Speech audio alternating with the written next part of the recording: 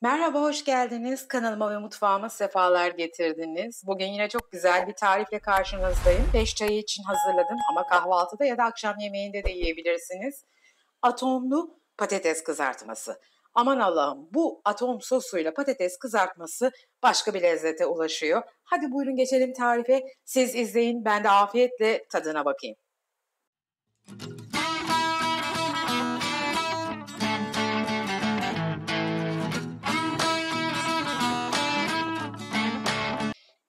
Şimdi 4 adet patatesim var. Patateslerimi güzelce soydum ve yıkadım. Nişastasını attım. Kestikten sonra bir daha yıkamayacağım. Patateslerimi küp küp keseceğim. Bu sizin keyfinize bağlı büyüklüğü. Ama ben bu küp şeklinde daha çok beğeniyorum. Çünkü biraz banmalık, güzel soslu bir patates olacak kızartması. Ben 4 adet patates kullanıyorum.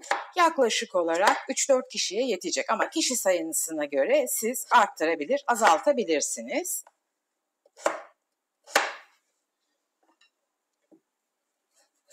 Şimdi çok güzel, acı, harika kırmızı biberlerim var.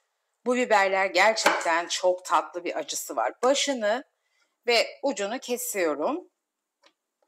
Ortadan kesip pullarını da çıkartacağım, tohumlarını.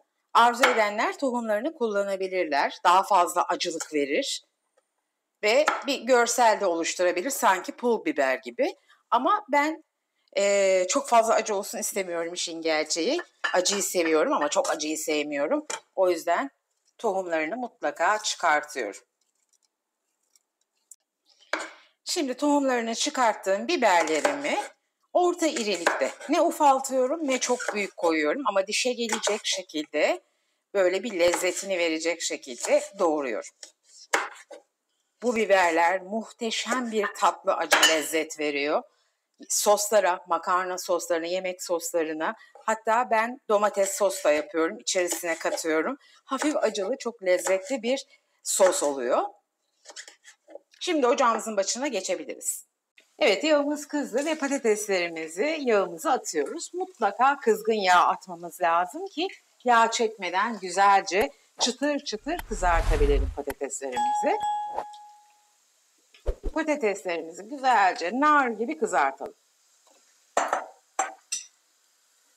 Patatesleri yağa ilk attığımız zaman şöyle bir karıştırıp güzelce yağın içine yayalım ve sonra uzun bir süre, bir 5 dakika kadar hiç patateslerimizi ellemeyelim. Patateslerim güzelce kızardı. Sadece şöyle salladım, çok fazla karıştırmadım ki kolay ve birbirine yapışmadan, eritmeden pişirebileyim. Şimdi ben bu patatesleri şöyle göstermek istiyorum. Bir kevgirin içerisine alacağım. Altında da cam kasem var. Bu şekilde yağından daha kolay kurtuluyoruz. Yağını hiç emmeyen, yağı iyice süzülmüş güzel patatesler oluşuyor bu şekilde. Patateslerimin hepsini alacağım. İkinci postamı da koyacağım. Sonra nefis sosumu yapacağım. Çünkü bütün espri o güzel sosta. İkinci posta patateslerim de çok güzel kızardılar. Son olarak size bir püf noktası daha göstermek istiyorum. Patates kızartmalarında bunu mutlaka yapın ki çıtır çıtır güzel patatesleriniz olsun. Şimdi bu patateslerimi çıkarmadan evvel son olarak ilk çıkardığım postadaki patatesleri tekrar hemen bir 2-3 dakikalığına yağın içerisine alıyorum. Onlar da tekrar beklerken çünkü yumuşadılar, daha sertleşiyorlar ve şimdi yumuşamadan artık 2-3 dakika bekleyebilirler. Çıkartıyorum hepsini şimdi.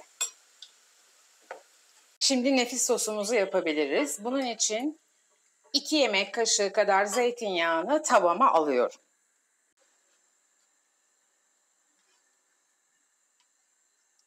Zeytinyağım biraz kızdıktan sonra da iri iri doğradığım sarımsaklarımı atıyorum. Sarımsaklarımla birlikte zeytinyağı şöyle birkaç dakika hemen güzel lezzetlenecek. Sarımsaklar lezzetini ve kokusunu yağa bırakacaklar. Allah'ım nasıl güzel oluyor bu sos, size anlatamam. Mutlaka denemenizi öneriyorum. Atom mezesini sevmeyen yoktur. Bir de bunu patates kızartmalı yediğiniz zaman insanı gerçekten nirvanaya çıkarıyor. Arada bir böyle kaçamaklar yapmak gerekiyor. Şimdi sarımsaklarımın kokusu, tadı gayet güzel geçti. Bu doğramış olduğumuz lezzetli, tatlı acısı olan biberlerimizi de hemen işin içerisine katıyoruz. Biberlerimizi de güzelce çıtır çıtır kavuruyoruz.